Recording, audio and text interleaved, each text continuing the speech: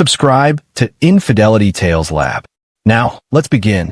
Alan Durham pressed his stethoscope against the patient's chest, listening to the steady rhythm beneath the sternum. 3 a.m. at County General Mint, the ER, was finally quiet after a brutal Saturday night. Gunshot wounds, overdoses, a kitchen fire. The usual chaos that defined weekend shifts. He'd been pulling these night rotations for 6 months now, ever since Felicia insisted they needed the extra money for Emma's private school tuition. Dr. Durham, incoming trauma, the nurse called from the station. 8-year-old female, motor vehicle accident. ETA 2 minutes. Alan nodded, already moving toward the trauma bay. 8 years old. Emma's age. The thought made his chest tighten the way it always did when kids came through those doors. He scrubbed quickly, pulling on fresh gloves as the ambulance sirens grew louder outside. The paramedics burst through the doors, and Alan's training kicked in immediately. What do we have? Single vehicle collision, found in a ditch off Route 47, the lead paramedic reported. Multiple contusions, possible internal bleeding. Vitals are weak, but stable. No ID on her. The girl was unconscious, her small body strapped to the gurney. Dirt and blood matted her blonde hair. Alan started his assessment, calling out orders to his team. Stephen Hansen, his fellow ER physician, joined him at the bedside. Give me a CBC, type and cross, and call radiology for a full body scan, Alan directed. He carefully turned the girl's head to check for neck injuries, and his hand froze. The Batman Band-Aid on her left temple. The small scar above her right eyebrow from when she fell off her bike last summer. The silver bracelet with the tiny stars, the one he'd given her for her birthday 2 months ago. The clipboard slipped from his hands, clattering against the tile floor. Alan, Stephen looked at him sharply. You okay? That's Emma, Alan whispered. His voice sounded strange, distant. That's my daughter. The room seemed to tilt. Stephen grabbed his arm. Jesus, are you sure? Alan couldn't speak.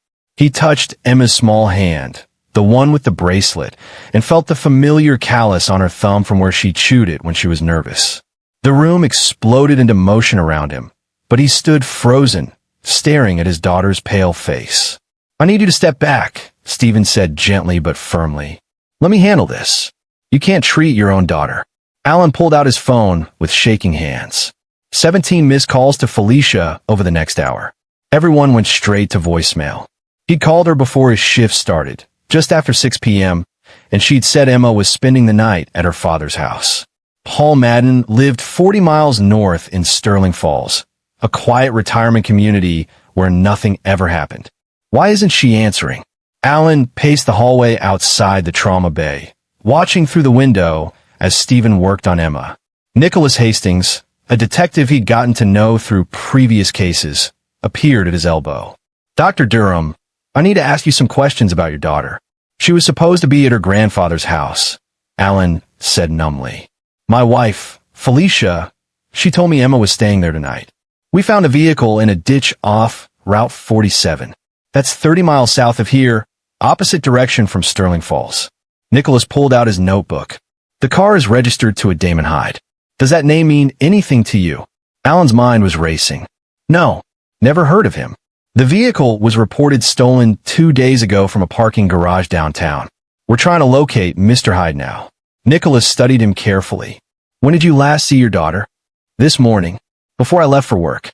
She was eating breakfast, excited about seeing her grandfather. The memory felt like it belonged to someone else's life.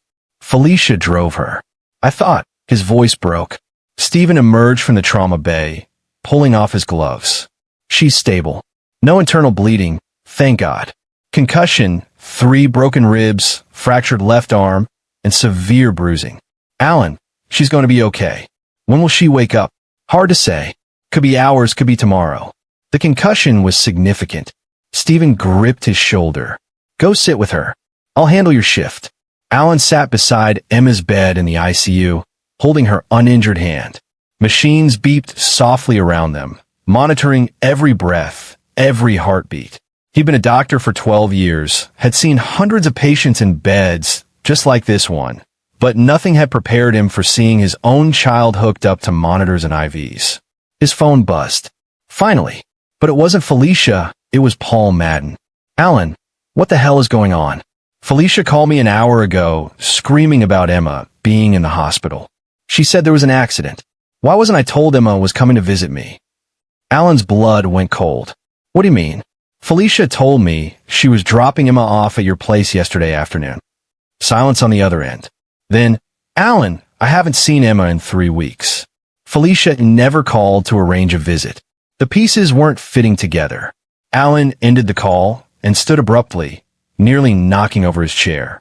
He found Nicholas Hastings in the hallway, talking to a uniformed officer. Detective, my father-in-law says Emma was never supposed to be at his house. Felicia lied to me. Nicholas's expression sharpened. Where's your wife now? I don't know. She finally called her father, but won't answer my calls. Alan felt something cold and hard settling in his chest. What happened to my daughter? We located Damon Hyde an hour ago. He's a personal trainer at Ironworks Gym downtown. Says his car was stolen from the parking garage Wednesday night. Filed a police report and everything. We're checking his alibi, but so far it's solid. Nicholas pulled out his phone, showing Alan a photo. Do you recognize this man? Damon Hyde was 30-something, muscular, with dark hair and the kind of sharp features that belonged on a cologne ad. Alan had never seen him before in his life. No. Should I? We're trying to establish a connection. Dr. Durham, I need to ask, how would you describe your marriage? The question hit like a physical blow. Alan thought about the past year. Felicia's late nights visiting friends. The new clothes, the expensive perfume. The way she'd started going to the gym 5 times a week. How she'd been distant, distracted, always on her phone. He'd told himself it was nothing. That 15 years of marriage meant trust. That people went through phases. Check his gym, Alan said quietly. Check if my wife is a member. 2 hours later, Nicholas returned with a folder. His face told Alan everything before he spoke a word. Felicia Durham joined Ironworks Gym 8 months ago. Damon Hyde is her personal trainer. According to the gym's records, they had sessions together 3 times a week. He paused. The manager mentioned they seemed very friendly. Alan sat down heavily. Emma was still unconscious 3 rooms away, broken and bruised, and his wife had been having an affair. But that didn't explain why Emma was in a stolen car, why she was 30 miles from where she was supposed to be, why. Emma's monitors started beeping rapidly. Alan was on his feet and running before the nurses reached her room. Her eyes were opening, unfocused and frightened. Emma, baby, it's Dad. You're safe. You're in the hospital. He kept his voice calm despite the storm raging inside him. Her eyes found his face and filled with tears. Daddy, I'm here, sweetheart. You're okay.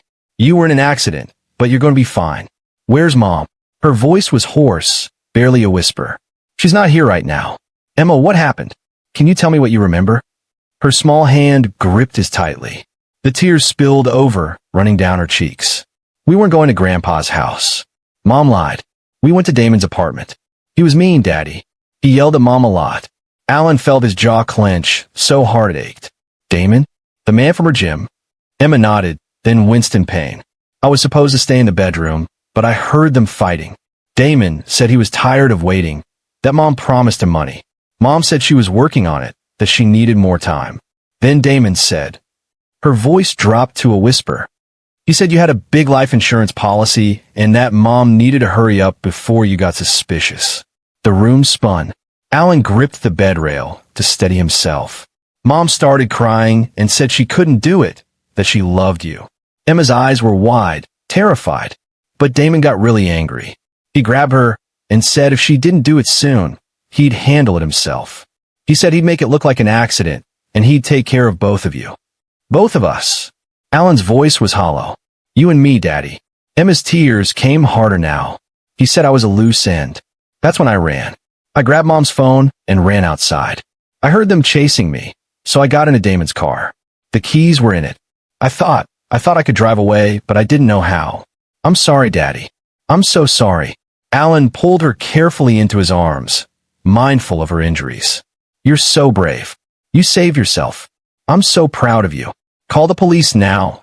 Emma sobbed against his shoulder. Mom, is she still there? With him? Daddy, I think he's going to hurt her. Even though what she did was bad, I don't want her to die. Nicholas Hastings was already on his phone, barking orders. Within minutes, the hallway filled with officers. Alan held his daughter while his entire world reorganized itself into a new, terrible shape. His wife had been planning to murder him for insurance money. Her lover was willing to kill their daughter to cover it up. And Emma, his brave, terrified little girl, had saved her own life by stealing a car she didn't know how to drive. Units are en route to Hyde's apartment, Nicholas reported. Dr. Durham, I need you to stay here with Emma. We'll handle this. Alan nodded, but his mind was already working.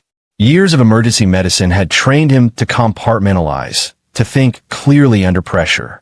The shock was still there, the betrayal cutting like glass, but underneath it something colder and more calculating was taking shape.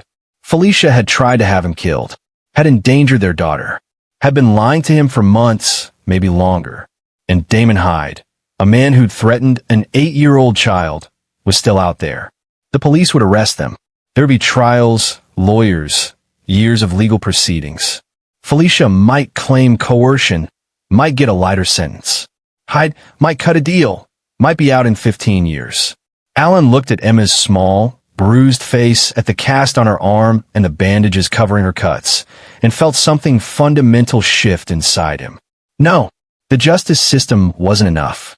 Not for this. The next 3 days passed in a blur of police statements, doctors' rounds, and endless questions. Felicia and Damon had been arrested without incident at his apartment. Felicia's story was exactly what Alan had expected.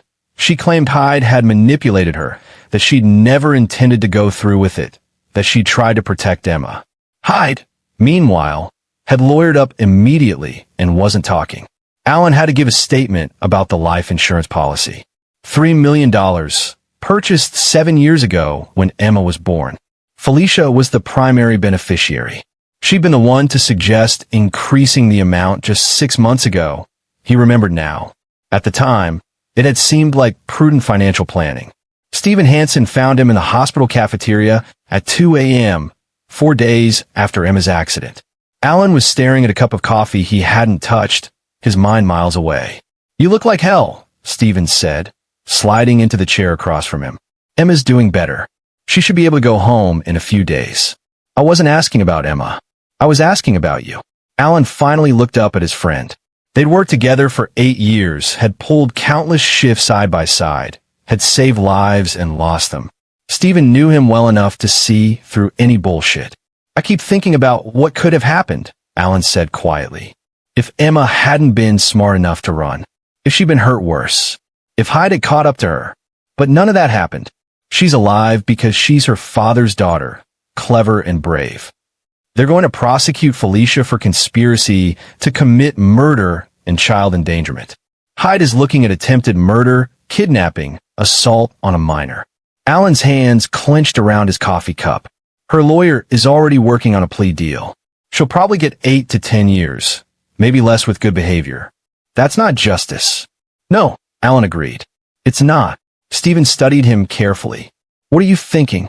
I'm thinking, Alan said slowly, that some people spend their whole lives believing in systems and institutions, believing that justice will prevail. And then something happens that shows them how naive that belief was.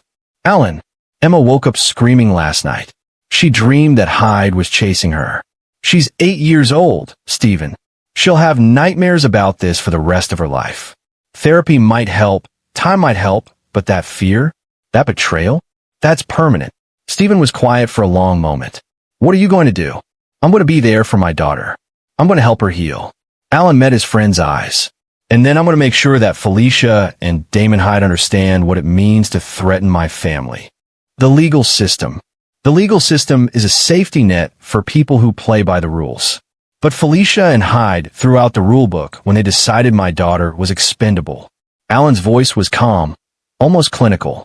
I'm not going to do anything stupid. I'm not going to risk Emma losing the only parent she has left. But I'm going to ensure that justice, real justice, gets served. Stephen didn't say anything, but Alan could see the understanding in his eyes. They sat in silence until Alan's pager went off, calling him back to the ICU. Emma was discharged a week later. Alan took a leave of absence from a hospital, the first time he'd taken more than a few days off in 5 years. He moved them temporarily to a rental house across town, somewhere with no memories of Felicia, no reminders of the life they'd supposedly been building together. The preliminary hearings were scheduled for 3 weeks out. Alan hired Lynn Gilmore, a family attorney with a reputation for being ruthless in custody cases, though custody was hardly an issue. Felicia was facing serious criminal charges. Her parental rights would be terminated long before she saw the outside of a prison cell. "I've reviewed the police reports," Lynn said during their first meeting. Her office was downtown, decorated with abstract art and expensive furniture. "The evidence is damning. Your daughter's testimony alone is enough to convict, and the police found text messages between your wife and Mr. Hyde discussing the insurance policy. What kind of sentence is she looking at? The DA is pushing for 15 years. But Felicia's attorney, Janet Sampson, is good. She'll argue coercion, diminished capacity, claim Hyde was the mastermind and Felicia was just a victim of an abusive relationship." Lynn's expression was skeptical. "It's nonsense, but juries are unpredictable. She might get it down to 10 years, possibly less." 10 years. Emma will be 18. Felicia would still be young enough to start over, to rebuild her life. Meanwhile, Emma flinched every time a car door slammed. She couldn't sleep without a night light. She'd asked Alan 3 times yesterday if he was sure Damon Hyde was in jail. "And Hyde?" Alan asked. "He's facing more serious charges. Attempted murder of a child, kidnapping, assault. If convicted on all counts, he's looking at 25 to life. But he's going to testify against your wife, claim she seduced him into the plot, that she was desperate for money to maintain her lifestyle." Lynn shook her head. "They're going to destroy each other, trying to save themselves." After the meeting, Alan drove to Ironworks Gym. It was a converted warehouse in the industrial district, all exposed brick and chrome equipment. The place smelled like rubber and sweat. He stood in the lobby, watching through the windows as people worked out, and tried to imagine Felicia here. She'd always hated exercise. When had that changed? "Can I help you?" A woman with a clipboard approached him. Her name, tag, read Kate Bartlett, manager. "I'm Dr. Alan Durham. My wife was a member here." Kate's expression shifted immediately. "Oh, Dr. Durham, I'm so sorry about what happened. The police have been here several times asking questions. I'm trying to understand the timeline. When did my wife join?" Kate looked uncomfortable, but pulled up her tablet. "March 15th of this year. She signed up for a premium membership and 3 sessions per week with Damon Hyde. 8 months ago, right around the time Felicia had started talking about Emma needing private school, about them needing to think about their financial future. Did you ever interact with my wife?" "A few times. She seemed nice, quiet, always very focused during her workouts." Kate hesitated. "Look, I don't know if I should say this, but Damon was always professional with clients. I never saw any sign that he and your wife were involved." "He was careful," Alan said. "Thank you for your time." He left the gym and sat in his car, thinking. Felicia had been planning this for at least 8 months. That meant the affair with Hyde had probably started around the same time, maybe earlier. 8 months of lies, of pretending everything was fine while she plotted his murder. His phone buzzed with a text from Nicholas Hastings. "Can you come to the station? Found something you should see." The police station was familiar territory. Alan had been here dozens of times over the years, giving statements about assault victims and suspicious injuries. Nicholas led him to a small conference room and closed the door. "We've been digging into Hyde's background," the detective said, spreading files across the table. "He's got a record. Did 2 years for insurance fraud back in 2015. He was working as a physical therapist in Arizona, got caught staging car accidents with clients, and splitting the insurance payouts." Alan stared at the documents. "So, this is his pattern. Looks that way. He got out, moved to our state, changed careers but kept the same game. We found evidence he's done this at least twice before. Seduced women, convinced them to take out large insurance policies on their husbands, then staged accidents. In both previous cases, the women backed out before anything happened. Hyde moved on to new targets. But Felicia didn't back out. No, According to the text messages we recovered, she was all in. In fact, some of the earlier messages suggest the insurance angle was her idea. Nicholas pulled out a printed text chain. Look at this from April. Alan read the messages, feeling sick. Felicia to Hyde. I've been thinking about what you said. The policy is worth $3 million. If something happened to Alan, we could be together without money stress. Start over somewhere new. Hyde's response. Are you serious? You'd actually do it? Felicia. I'm tired of living in a house that's too small, driving a car that's 10 years old. Alan is so focused on saving for Emma's future that we never get to enjoy our lives now. With the insurance money, we could have everything. There were dozens more messages, each one worse than the last. Felicia complaining about their life, about Alan's long hours at the hospital, about feeling trapped and bored. Hyde encouraging her, helping her rationalize murder as liberation. She wanted this, Alan said numbly. It wasn't coercion.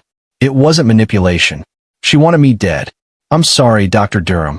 But yes, the evidence suggests your wife was a willing participant from the beginning. In fact, we think she approached Hyde with the idea after learning about his criminal history from another gym member who knew him in Arizona. Alan felt the last thread of doubt snap. He'd been holding on to some small hope that Felicia had been tricked, that underneath the betrayal there was still some remnant of the woman he'd married. But these messages showed the truth. She'd researched Hyde. She'd known exactly what she was doing. There's more, Nicholas said carefully. We found additional correspondence between your wife and her father, Paul Madden. What about him? She'd been asking him for money for months. Large amounts. He refused most of the requests, told her she needed to live within her means. In September, she asked him for $50,000 to cover debts. He said no. Nicholas pulled out another document. That's when the messages with Hyde got more serious. She went from fantasizing about the insurance money to actively planning how to make it happen. So Felicia's own father had unknowingly pushed her toward murder by refusing to enable her spending. Alan almost laughed at the bitter irony. Thank you for showing me this, detective. It helps to know the full picture. Dr. Durham, I need to ask, are you doing okay? This is a lot to process.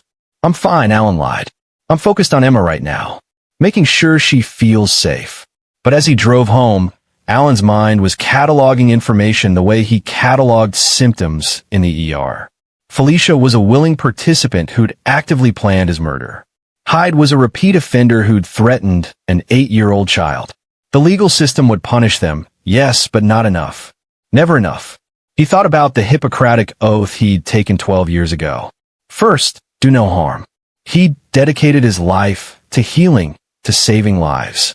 But the oath also said physicians should use their skills to benefit patients and protect them from harm. Emma was his patient now, in a way. She needed protection from the people who'd try to hurt her. And sometimes protecting meant removing threats. Alan pulled into the driveway of their rental house and sat for a moment, thinking he wasn't going to kill anyone. That would be stupid, and he'd go to prison, leaving Emma alone. But there were other ways to ensure justice. Ways that would hurt more than prison time ever could. He went inside and found Emma in the living room, drawing. She'd been drawing constantly since leaving the hospital, working through her trauma with crayons and paper. Hey, sweetheart, what are you making? A picture of our new house, Emma said. It has a big yard and a tree house and a dog. Can we get a dog, Daddy? Maybe. When things settled down, he sat beside her, wrapping his arm around her small shoulders. Emma, I need you to know something. You're safe now. I promise you'll always be safe. What about Mom? Alan chose his words carefully. Your mom made some very bad choices. She's going to be in jail for a long time. But she can't hurt us anymore. I miss her sometimes, Emma whispered. Even though what she did was terrible. Is that wrong? No, baby. It's not wrong. She's still your mother. It's okay to miss her. Alan kissed the top of her head. But it's also okay to be angry with her. You can feel both things at once. Emma nodded and returned to her drawing.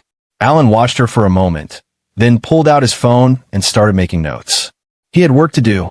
The next 2 weeks were a whirlwind of preparations. Alan hired a private investigator, Wendell Brooks, who had a reputation for being discreet and thorough. He gave Wendell a simple task, Learn everything about Damon Hyde and Felicia's life over the past year. Wendell was good at his job. By the end of week 1, Alan had a comprehensive file on his desk. Hyde owed money to several dangerous people, loan sharks who didn't take kindly to non-payment. He'd been funding his lifestyle with loans he couldn't repay, betting on insurance payouts that never materialized from previous targets who'd backed out. Felicia had been living a double life, more extensive than Alan had imagined. She'd rented a storage unit full of designer clothes and handbags, things she couldn't bring home without raising suspicion. She'd been taking Emma to her friend Erica Rowe's house. Except Erica confirmed to police she hadn't seen Felicia in over a year. Instead, Felicia had been taking Emma to Hyde's apartment, forcing their daughter to stay quiet in a bedroom while they spent time together. The more Alan learned, the colder his resolve became. These weren't crimes of passion or desperation. They were calculated, selfish choices made by two people who valued money and pleasure over an innocent child's life. Alan's plan began to take shape. It required precision, patience, and perfect timing. It also required help. He called Stephen Hansen one evening and asked him to come over after Emma was asleep. "I need your help with something," Alan said once they were alone in his home office. "And before you agree, you need to know it's not exactly legal." Stephen raised an eyebrow. "I'm listening." Hyde owes money to some very bad people, the kind who don't go through legal channels to collect debts. I want to make sure those people know exactly where to find him, and that they know about the insurance money he was trying to get. You want to sick loan sharks on him in prison? Not in prison. That's too easy. I want him to be afraid every day for the rest of his life. I want him to understand what it feels like to be hunted. Alan pulled out the files Wendell had compiled. "But I need someone who knows how to make contact with people like that. Someone who won't trace back to me." Stephen was quiet for a long moment. "You could go to prison if this goes wrong. Only if someone can prove I did it. That's why I need your help.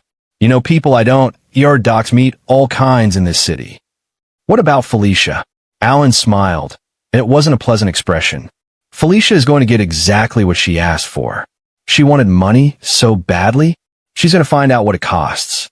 3 weeks later, Alan sat in the courtroom for the preliminary hearing. Felicia was led and wearing an orange jumpsuit, her hair pulled back, no makeup. She looked older, tired. She glanced at him once, and he saw tears in her eyes. He felt nothing. Janet Sampson, Felicia's attorney, made her arguments about coercion and manipulation. The prosecutor countered with the text messages, the timeline, the evidence that Felicia had initiated the plot. The judge wasn't sympathetic. "Mrs. Durham, you stand accused of conspiracy to commit murder and child endangerment. The evidence presented is substantial. Bail is denied. Your trial date is set for January 15th. 4 months away. Plenty of time." Damon Hyde's hearing was separate, held the following day. Alan attended that one too, sitting in the back. Hyde looked confident, almost cocky. His lawyer was already making deals with the prosecutor, offering to testify against Felicia in exchange for reduced charges. Alan watched Hyde carefully. The man had no remorse, no fear. He thought he was smart enough to play the system, to walk away with a light sentence by betraying his accomplice. That was going to change. After the hearing, Alan met with Wendell Brooks in a coffee shop downtown. "I've made contact with Hyde's creditors," Wendell said quietly. "They're very interested in the information about his whereabouts and his upcoming trial. They were under the impression he'd left the state. And they understand the situation with the insurance money. They understand he tried to scam $3 million and failed. They're not happy about it. When he gets to prison, and he will, they have connections inside." Wendell slid an envelope across the table. "This is everything you asked for. After today, we've never met. I don't know you." Alan took the envelope. "Thank you. Dr. Durham, one more thing. These people I contacted, they don't play around. What happens to Hyde in prison won't be pretty."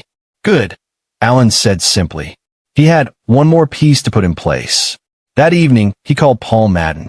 "Alan, I've been wanting to talk to you," his former father-in-law said. "I need you to know I had no idea what Felicia was planning. If I'd known."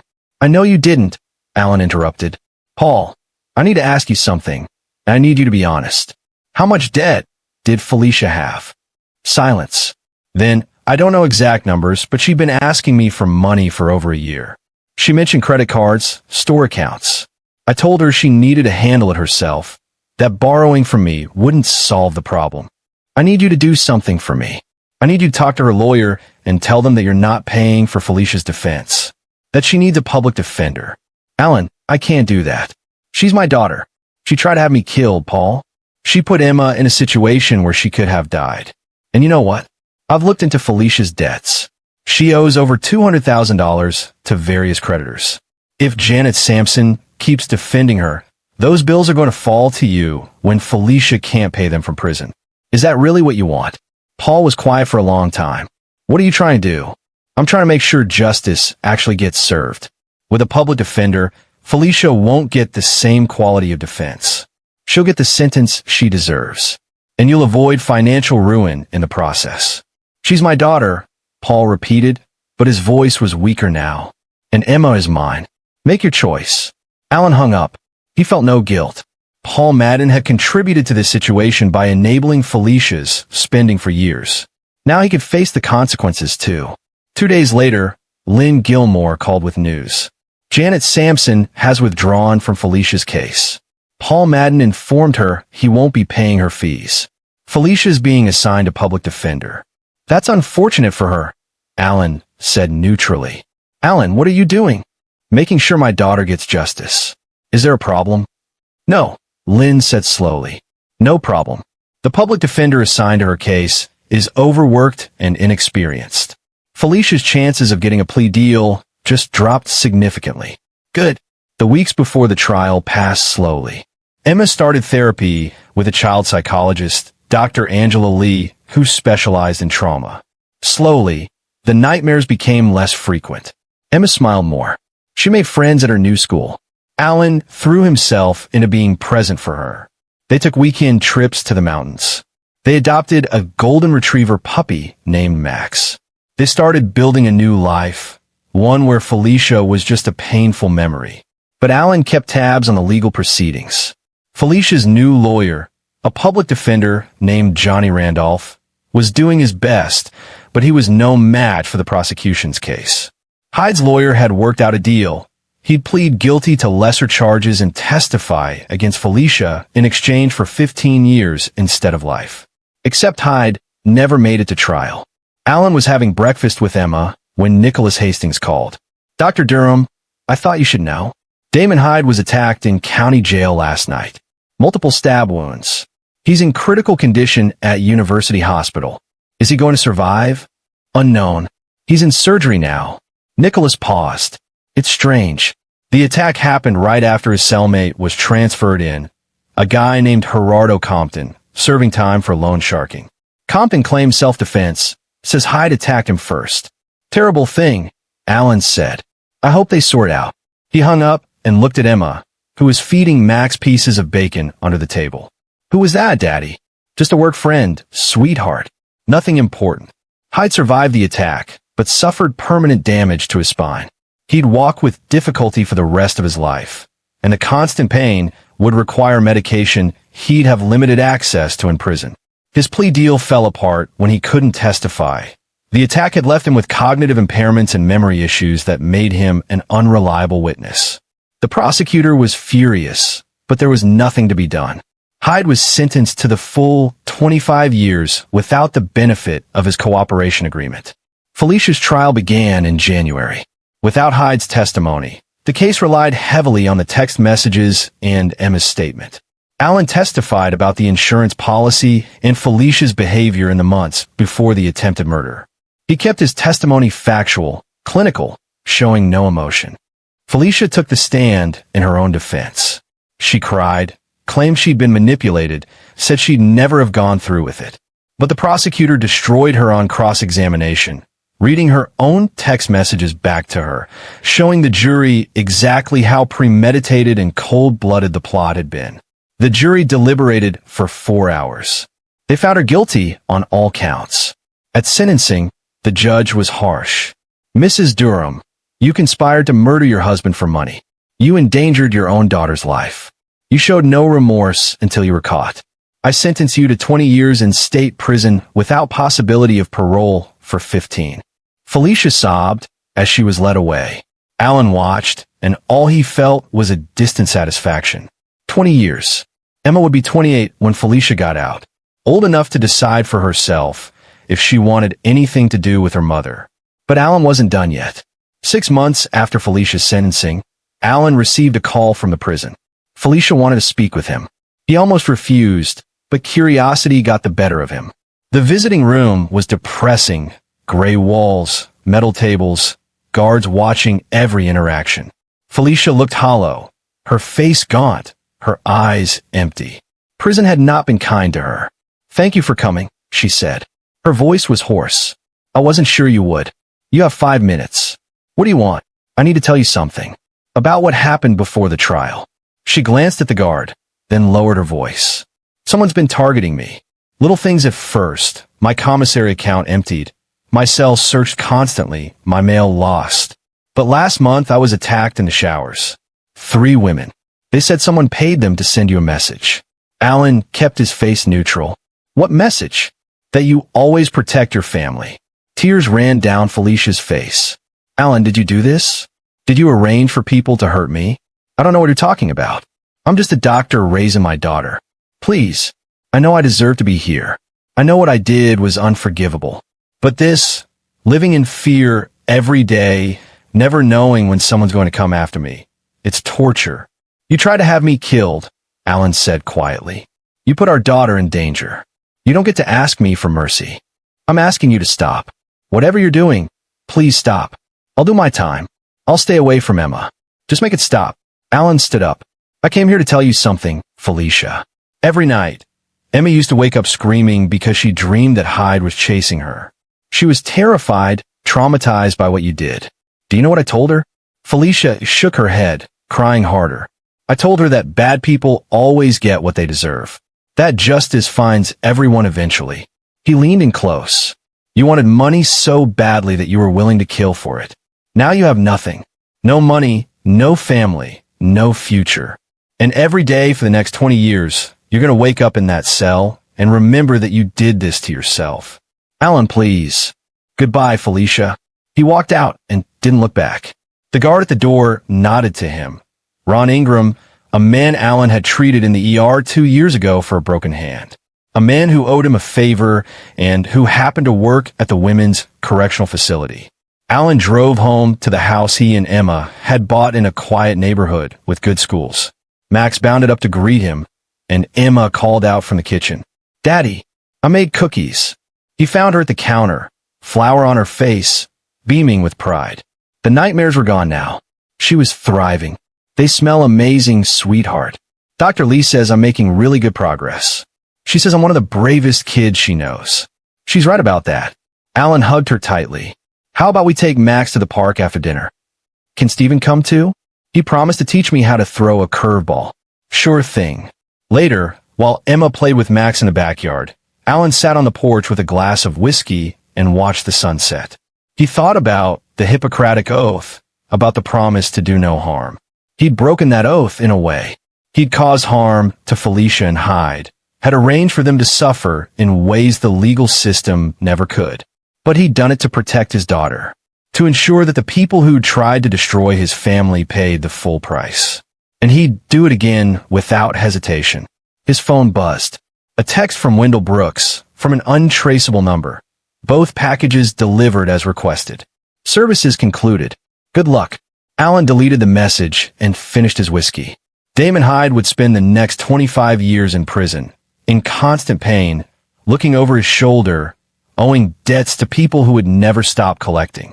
Felicia would spend 20 years in a facility where she had no friends, no protection, and no hope of early release. The legal system had given them prison time. Alan had given them justice. He went inside and found Emma curled up on the couch with Max, reading a book. She looked up when he entered and smiled. That bright, beautiful smile that reminded him why he'd fought so hard. Hey, Daddy, can we get ice cream tomorrow? There's a new place downtown. Absolutely. We can make it a celebration. What are we celebrating? Alan sat beside her and pulled her close. New beginnings, sweetheart. Our new life. Emma snuggled against him. and Max jumped up to complete the picture, a family, healing, and whole. Outside, the neighborhood was quiet, peaceful. The past was behind them, locked away where it belonged. Alan had learned something important through all of this. The world wasn't fair, and the legal system couldn't always deliver real justice. But sometimes, if you were smart enough, patient enough, and willing to do what needed to be done, you could set things right yourself. He protected his daughter. He'd ensured that the people who tried to hurt her would suffer for it. And he'd done it all without leaving a trace that could come back to haunt them. The nightmares were over. The threats were neutralized. And Alan Durham, ER doctor and devoted father, had won. And there you have it. Another story comes to an end. What did you think? I'd love to hear your thoughts in the comments below. If you enjoy this story, consider joining our community by subscribing. It means the world to us. For more stories like this one, check out the recommended videos on screen. And I'll see you there.